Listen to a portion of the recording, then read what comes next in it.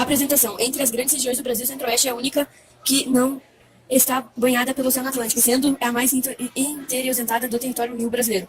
Como vamos anteriormente, o Centro-Oeste é a segunda região do Brasil em área territorial. Possui 1.606.403 quilômetros, sabendo superada apenas pela região norte. Em 2014, a população total Centro-Oeste era de 15.219.608 habitantes, que colocava como a menor população entre as regiões do Brasil. Esta se localiza na Brasília, a capital do político administrativo do nosso país. Do século X e X até os métodos do século XX, a região Centro-Oeste manteve pouco povoada e pouco articulada com as demais regiões brasileiras. Aí predominavam, de modo geral, os espaços geográficos voltados para si próprios. Somente a partir das décadas de 1940 e 1950 passou a ser povoada em razão da construção de rodoviárias e da expansão fronteira, agropecuária, território por meio da implantação de fazendas, gado, agricultura, sítios, etc.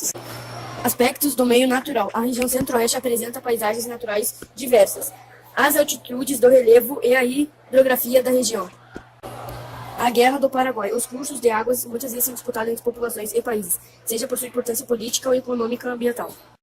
Percurso 30. Região Centro-Oeste. Fatores iniciais da construção de espaços geográficos. Os primeiros exploradores. As primeiras incursões de portugueses e luz brasileira no espaço do atual Centro-Oeste ocorreram nas séculos XVI, XVI e XVII. E foram representados por aldeamentos indígenas realizados por missões religiosas e pelo bandeirismo, que visavam aprisionar indígenas para vendê-los como escravos no Nordeste açucareiro ou ainda descobrir ouro e pedras preciosas.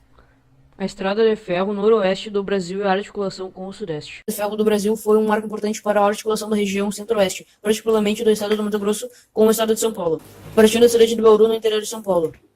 A estrada de ferro noroeste do Brasil, hoje denominada Ferrovia Novo Oeste. Após atravessar o oeste paulista e o rio Paraná, entra em terras do Mato Grosso do Sul e alcança Campo Grande. Daí segue em direção à fronteira da Bolívia, atingindo a cidade de Corumbá, às margens do rio Paraguai. A implantação da estrada de ferro noroeste do Brasil, com extensão de 1.621 km, alterou profundamente as comunicações entre centro-oeste e sudeste. Antes das ferrovias serem implantadas, a comunicação entre Campo Grande, Corumbá e outras localidades como Rio de Janeiro e São Paulo era feita pelo rio Paraguai. O trajeto era muito longo. Do rio Paraguai seguia-se pelo Rio da Prata, entre Buenos Aires e Montevidéu, para daí seguir pelo Oceano Atlântico, rumo ao Rio de Janeiro e a Santos. A ferrovia permitiu a integração dos espaços geográficos do Centro-Oeste com outras áreas e estimulou as migrações, principalmente de paulistas para Mato Grosso do Sul, onde fundaram fazendas e novas fronteiras agropecuárias. Até meados do século XVI, um povoamento escasso. Diferentemente das regiões Nordeste e do Oeste, a região Centro-Oeste manteve-se isolada e pouco povoada durante muito tempo. Do período colonial até meados do século XVI, a região não se transformou em forte área de atração populacional, com exceção do curto período de tempo em que ocorreu a exploração de metais e pedras preciosas. No século XVI e séculos XVII, não havia atrativos econômicos que justificassem expressivos fluxos migratórios para a região. Além disso, a falta de ferrovias e rodovias, com exceção da estrada de ferro noroeste do Brasil, dificultava a exploração dos recursos naturais, principalmente do Mato Grosso e Goiás. Mato Grosso e Goiás. Observe na figura 13 da página seguinte o povoamento em 1950 e nos demais anos. Sítio histórico e patrimônio cultural Calunga. Assim como em outras regiões do Brasil Centro-Oeste, abriga grande diversidade étnica e cultural. Estima-se que nela vivem 53 mil indígenas de etnias diferentes, além da população formada pela miscigenação de indígenas negros e eurodescendentes. Pergunta 31. Região Centro-Oeste, a dinamização da economia. O avanço da ocupação territorial veio do contexto anterior que até meados do século XX, a região Centro-Oeste possuía um povoamento escasso. A economia era frágil e havia obstáculos que dificultavam o desenvolvimento. A falta de estradas de desconhecimento tem quanto a melhor forma de utilização dos solos do cerrado para a agricultura. A partir dos anos 40 e 50, esse cenário começou a ser alterado. Diversas iniciativas foram tomadas para dinamizar a economia e a integração da região Centro-Oeste e as demais regiões do Brasil. As inscrições Roncador, Timbu, os irmãos Vilas Boas, no início do século 40, o governo do presidente Getúlio Vargas lançou o projeto Marcha para o Oeste, com o objetivo de promover maior povoamento do Centro-Oeste. Entre outras iniciativas governamentais, foi organizada a expedição Roncador Timbu, em 1943, em Mato Grosso, que fez um amplo trabalho de reconhecimento e mapeamento de territórios. Até estão desconhecidos sob o comando dos irmãos Orlando, Cláudio e Leonardo do Vilas Boas. Por meio da abertura de estradas e das construções de campo de pouso de emergências, calcula-se que essa expedição deu origem a cerca de 40 municípios e 40 bases aéreas. Graças ao empenho dos irmãos Vilas Boas, foi criado em 1961 pelo governo federal o Parque Nacional do Xingu, reserva indígena no alto do rio Xingu, no estado de Mato Grosso, que abriga indígenas de diversas aldeias e tem como objetivo preservar seu território e valores culturais. Infraturas e integração regional. Desde a década de 1960, diversas medidas foram adotadas para estimular a integração das vastas aéreas do Centro-Oeste. As demais regiões do país têm destaque para investimentos em infraestruturas que permitiram um notável desenvolvimento econômico nos últimos 50 anos. Pergunta 31, página 267. Região Centro-Oeste, a organização atual do espaço geográfico.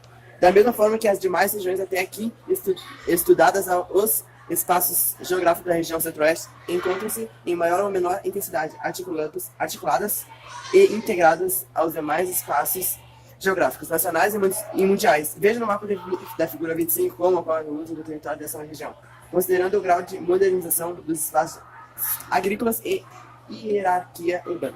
Percurso 32. Região Centro-Oeste, população, economia e meio ambiente. Crescimento da população. Apesar de ser ainda uma região pouco populosa, a região Centro-Oeste, assim como a região Norte, apresentou o maior crescimento populacional relativo em porcentagem. Os últimos 60 anos, em comparação às últimas outras regiões do Brasil, apesar do crescimento ter sido intenso nos últimos anos 1960 e 1970, ainda se manteve às 20% nas últimas décadas, conforme a tabela do lado. A principal explicação para esse crescimento populacional da região Centro-Oeste são as migrações decorrentes e expansão da fronteira agropecuária. Crescimento do PIB. A região Centro-Oeste foi também a que apresentou a maior crescimento do produto interno, PIB, nas últimas décadas. Compare a figura 26, a participação de cada região do PIB brasileiro em 1885 e 2012. Centro-Oeste, economia em plena expansão. Os dados da população e de PIB são indicativos que o Centro-Oeste se encontra em plena expansão econômica. Esse crescimento nos últimos anos se deve, sobretudo, ao setor agropecuário. A região possui o maior rebanho do país, com mais de 70 milhões de cabeças de gado bovino, o que corresponde a 1/3 do total nacional. Figura 27. Além disso, corresponde por quase a metade da soja produzida no Brasil. Somente no Mato Grosso contribui cerca de 28% da produção nacional. Cada estado do Centro-Oeste se destaca em determinados produtos agropecuários. Goiás é responsável por cerca de 36% do sorgo produzido no Brasil e sobressai também na produção de arroz, milho, mato e de ser grande. Por exportados de carne, se destaca na produção de soja, milho, mandioca, arroz e cana-de-açúcar, etc. Extrativismo. Entre as áreas que abrigam os principais recursos minerais do Centro-Oeste merecem destaques nos municípios goianos de Niquelândia, Americano do Brasil e outros, nos quais estão localizadas as maiores reservas brasileiras no níquel e amiano. Goiás se destaca também na produção de nióbio e cristal de rocha, explorando pela garimpagem, principalmente no município de Cristalina, no Mato Grosso do Sul, próximo à cidade de Curumbá, no Maiaço de Urucum. Existem grandes jaziadas em minério ferro e minério manganês, e pouco produzem devido à distância dos centros consumidores, localizados no Sudoeste. É a grande produção do quadrilatério ferrino. Parte dos minérios de ferro e magnésio dali extraídos é utilizada por uma pequena siderurgia. E Corumbá é parte exportada via Rio Paraguai.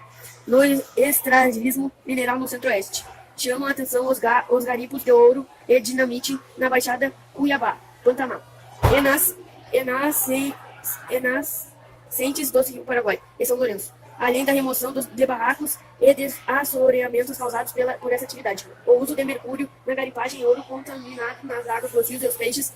Já na Amazônia Mato Grossense, o extravísio de vegetal é uma atividade tradicional. Além da madeira, extrai o látex das seringueiras nos vales dos rios Juena e Arinos, Mato Grosso do Sul. O extravismo vegetal tem por base a raiz de Ipecacuapa ou poia, planta que fornece uma substância utilizada na indústria farmacêutica, e a erva mate.